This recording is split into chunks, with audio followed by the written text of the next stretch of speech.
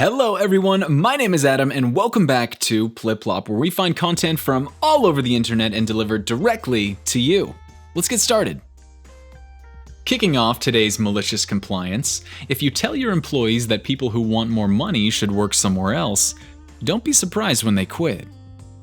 About 4 years ago, I worked for a company that provided behavioral services for people with intellectual and developmental disabilities. We did individual counseling, parent trainings, data analysis, etc. Think highly specialized mental care and support in-home and community settings. Anyway, after 2 years of working there and getting another certification, I asked my boss for a raise. I was newly divorced and raising 3 kids, so I really needed the money. I'd been working 10 plus hours a week of overtime to stay afloat. My boss also knew about my situation. My evaluations were great and I'd been told I would be moved up to supervisor soon, so my boss had to have known this conversation was coming. This man looked me dead in my eyes and said that he knew I wanted to make more money and that my reviews were great, but he wanted to make sure I was loyal to the company mission. He told me he can tell when people are just looking to make more money, and we tell those people to go work somewhere else. He wanted to make sure that the new supervisor would put the company mission and families they support first. He told me he couldn't offer me a raise at that time, but he would get back to me. No date was set for a follow-up meeting or anything. I started applying for new jobs that day. Within 2 weeks, I had found a new position making double the salary for only 40 hours of work a week. As it turns out, I was being severely underpaid. Shocker, I know. The day I handed in my notice, my boss and the owner were in a meeting about my new position within the organization. Of course, no one said anything to me about it beforehand. They sent me an offer, which I politely declined because it sucked. Then they tried to hire me as a contractor at a rate that was at least 25% lower than every other contractor rate in the city for my position, so I turned that down too. My boss and the owner were both shocked that I rejected their offers, especially since they were willing to offer me so many perks. They were giving me the opportunity to become a leader in a great company and believed I was a great clinician who would do so many great things within the organization, etc. I reminded my boss that he's the one who told me to go work somewhere else, and then I stopped responding to their messages. Have to clear out our vacation time? Good luck keeping the place open with no employees. I'm a social worker with a moderate-sized nonprofit compared to the city we are in. We serve individuals with disabilities in a variety, including on-site and in the community. About a year and a half ago, our executive director retired after 15-ish years. They were an awesome person, but due to age and some health problems, had kind of checked out of running the organization. The new director came from a much larger for-profit organization and seemed to feel that money is king, and the only way to be respected is to be feared. She was a monster in every sense of the word. Now, being a nonprofit, our pay isn't fantastic, and the benefits aren't stellar. But the one thing they were good at was the vacation rollover. We were allowed to keep 200 hours of rollover. And while it took some time to build up, those of us that had been there a while tried keeping our hours somewhere around there. This is our vacation and sick time put together. New director decides that our entire vacation policy is too generous and 1, cuts our accrual rate. I personally lost almost 2 weeks a year. And the major kicker tells us we can only keep 80 hours of rollover. Again, I get it, COVID hit us hard, everyone has to be expected to make some cuts somewhere. But see, the problem is she told everyone this first week of October, and we had to be down to 80 by January 1st. Anything over 80 just goes away.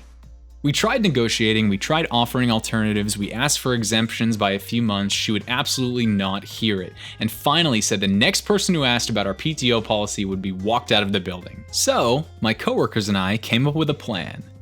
Enter the compliance. I will admit this only worked because the rest of our administration team felt the director was horrible and also lost their PTO time too. We all put in for vacation at the same time. Even those that really didn't need to because they were closer to 80 hours anyway, we literally had 85% of our staff off for weeks at a time. We worked it out amongst ourselves that we had just enough staff to ensure work was done to keep us compliant with the state, but anything above and beyond that ground to a halt. I also need to clarify that we are not an emergency service, so the clients we serve did not lose out on our essential supports. Well, our board meeting comes around in December, and the new director has to try and explain why there was such a drastic drop in revenue over the last month and a half. Apparently, she didn't give a good enough answer because the board started talking to the employees and SR management for the first time since the new director came on. Let me tell you, we did not hold back. After hearing the horror stories of some of the other stuff she was doing, the board promptly decided that having her in charge was, according to all the staff email that got sent out, not going to lead us in a direction that would lead to long-term success and stability for our organization, and kicked her ass to the curb. I'm happy to say they found a new director who has already gone above and beyond what we could have hoped for, and our staff, and most importantly our clients, are hopefully on the path to many years of success. You can't use an accent. Reading through the responses of my post from yesterday, I was reminded of another instance of malicious compliance from my days at Ticket Nation. After you've taken a couple hundred calls, a week or two of work really, it can get boring. And boredom leads to finding ways to entertain yourself. One of my coworkers decided that he was going to entertain himself by putting on an accent to see how the customers reacted. While I admit he chose poorly, he decided to imitate an Indian accent and started taking calls. He was loving it. After a call or two, however, his team lead overheard him and asked what he was doing and told him to stop. The next day, an email was sent out forbidding us from using anything other than our natural accents while we were on the phone. Now, I was living in South Texas at the time and have a fairly average American accent with a bit of Texan mixed in, but I have family in East Texas and Central and Northeast Arkansas, and when I was little I spoke like them, so I had an idea. The next day, my opening went from, "Thank you for calling Ticket Nation customer service, this is Astralegium, how may I help you today?" to, "Thank you for calling Ticket Nation customer service, it's Astralegium, how can I help you today?" Needless to say, I was quickly noticed and pulled off the phones by my team lead.